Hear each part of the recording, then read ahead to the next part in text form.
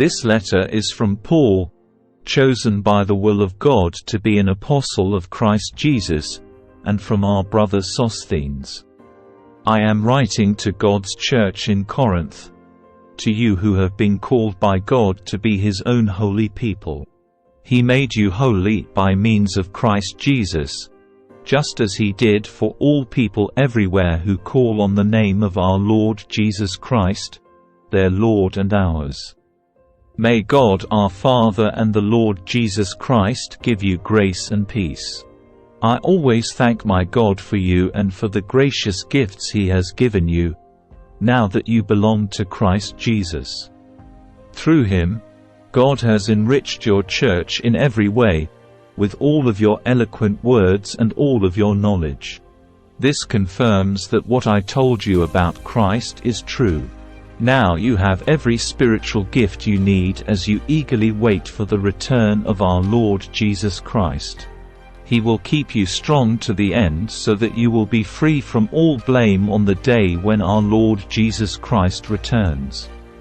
God will do this, for He is faithful to do what He says, and He has invited you into partnership with His Son, Jesus Christ our Lord. I appeal to you, dear brothers and sisters, by the authority of our Lord Jesus Christ, to live in harmony with each other. Let there be no divisions in the church. Rather, be of one mind, united in thought and purpose. For some members of Chloe's household have told me about your quarrels, my dear brothers and sisters. Some of you are saying, I am a follower of Paul. Others are saying, I follow Apollos, or I follow Peter, or I follow only Christ. Has Christ been divided into factions? Was I, Paul, crucified for you? Were any of you baptized in the name of Paul? Of course not. I thank God that I did not baptize any of you except Crispus and Gaius, for now no one can say they were baptized in my name. Oh yes, I also baptized the household of Stephanas, but I don't remember baptizing anyone else.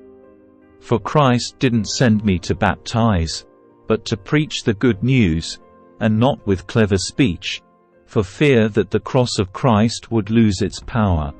The message of the cross is foolish to those who are headed for destruction. But we who are being saved know it is the very power of God. As the Scriptures say, I will destroy the wisdom of the wise and discard the intelligence of the intelligent.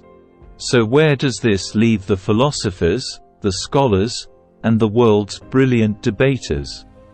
God has made the wisdom of this world look foolish. Since God in His wisdom saw to it that the world would never know Him through human wisdom, He has used our foolish preaching to save those who believe. It is foolish to the Jews, who ask for signs from heaven. And it is foolish to the Greeks, who seek human wisdom. So when we preach that Christ was crucified, the Jews are offended and the Gentiles say it's all nonsense.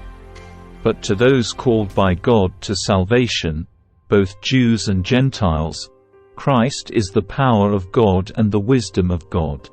This foolish plan of God is wiser than the wisest of human plans, and God's weakness is stronger than the greatest of human strength. Remember, dear brothers and sisters, that few of you were wise in the world's eyes or powerful or wealthy when God called you. Instead, God chose things the world considers foolish in order to shame those who think they are wise. And He chose things that are powerless to shame those who are powerful.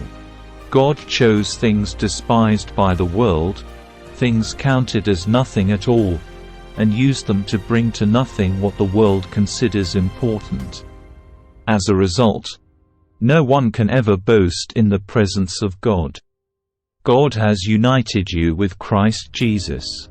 For our benefit God made Him to be wisdom itself. Christ made us right with God. He made us pure and holy, and He freed us from sin. Therefore, as the Scriptures say, if you want to boast, boast only about the Lord.